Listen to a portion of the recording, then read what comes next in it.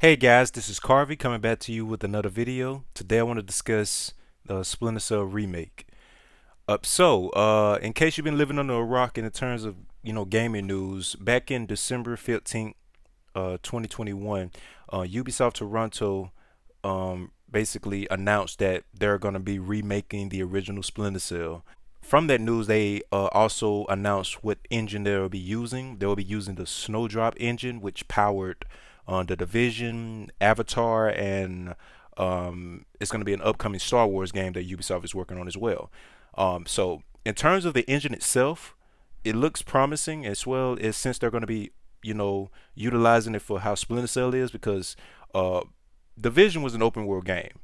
But even with this open world setting, it was so densely packed. It had good lighting, good shadow, and good art, good a lot of things really good. So I feel like with this, I feel like they need to really take it to the next level. Since in the blog post they're gonna be really doubling down on what stealth action redefined is, since um, gaming culture has basically changed over the last 20 years. The stealth genre used to be booming back in the late 90s, early 2000s when it came to Thief, Metal Gear Solid, Hitman, and Splinter Cell. Like those were the four big stealth games that everybody can just go to. They know they're gonna have a good time when they get those games.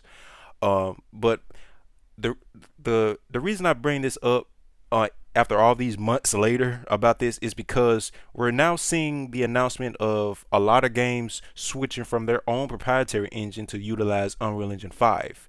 Unreal Engine 5 has been released to the public for anybody to utilize and basically, make fun, and it promised bigger worlds, more expansive AI, and all kinds of technology. For those who saw that technology in display with The Matrix Awakens, it was a tech demo for the PS5 and the Xbox Series consoles. It basically highlighted the potential for these next generation consoles because, I mean, there's really no games that kind of looks like that consistently in a grand scale. Like games do look good, but usually games that do look that good, they're mainly linear games. So it's a rarity to see a open world game to retain so much dense detail.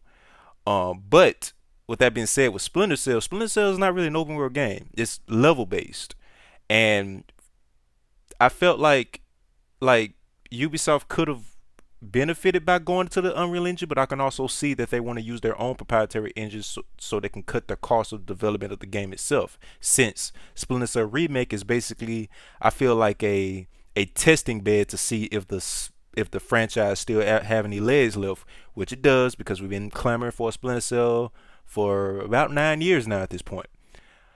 So Splinter Cell has always been notoriously known for utilizing Unreal Engine. I remember the original trilogy utilized Unreal Engine 2. Double Agent switched to Unreal Engine 3, and then they went right back to Unreal Engine 2. It was a modified version, Unreal Engine 2.5, I believe. It was called Lead Engine that Ubisoft used. They kind of just repurposed the entire engine to fit the mold of a Splinter Cell, and they really focused on light and shadow. So the fact that they really didn't just easily just go to Unreal Engine 5 was a little bit baffling to me, but at the same time, like I just said before, it's understandable. E3 2022 has been postponed.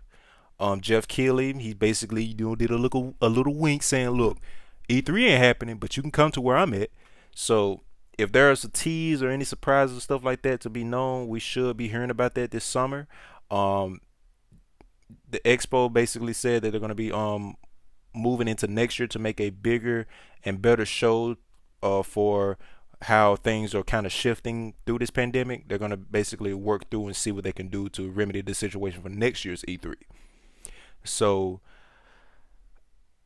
I feel like Ubisoft is kind of really on thin ice, especially with how games are being portrayed and released these days, especially since the release of Elden Ring, which was just a game. Like, you pay your money, you play the game, that's it. Just they want the $60, they got the $60, and you're treated with a delightful amount of time and investment for this game. Like I could say right now I'm like 85 hours into Elden Ring, and I felt like I'm only just starting, and that's a good thing. Like if a game has me hooked for that many hours, and I feel like I'm still just starting the game, that's a good game.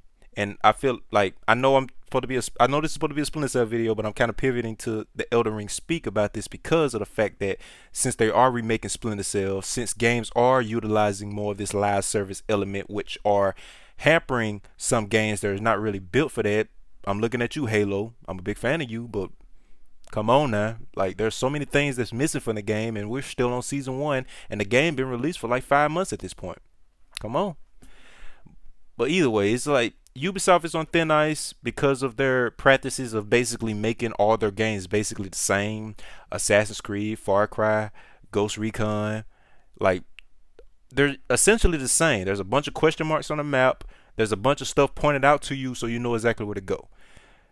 So I think after playing Elder Ring, it's more so it's like I don't want to have everything spelled out to me. After playing Elden Ring, it's clear to how once you invest yourself into the world, you get more out of it by exploring rather than it being laid out in front of you.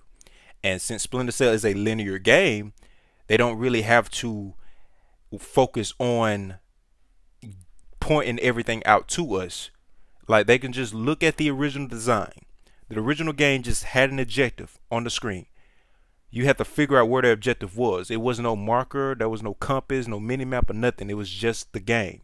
I will give Ubisoft the benefit of the doubt when it comes to accessibility features in their games, because I believe in every single game you can customize every aspect of the UI. You can have all the meters and compasses and stuff on there if you want, but you can also choose to turn those off. But I feel like it detracts from the actual experience by having those things on because it takes away the explorative nature of the game rather than it just feels like everything is just by the numbers. So Splinter Cell could be that fresh start for Ubisoft because the game is a linear game and it doesn't have to have any hand holding really because they just have to focus on the level design rather than the open world nature of trying to connect everything. They could just have a linear game with good game design, and they don't have to have markers to tell us where to go, but actual, design of each levels to tell us where to go. So that remains to be seen. I'm just excited to see what they're going to utilize with the Snowdrop engine. It's like I said before, it's a little alarming that they decided not to just go with Unreal Engine 5 since the tools are pretty much there. They released it to the public so anybody can use.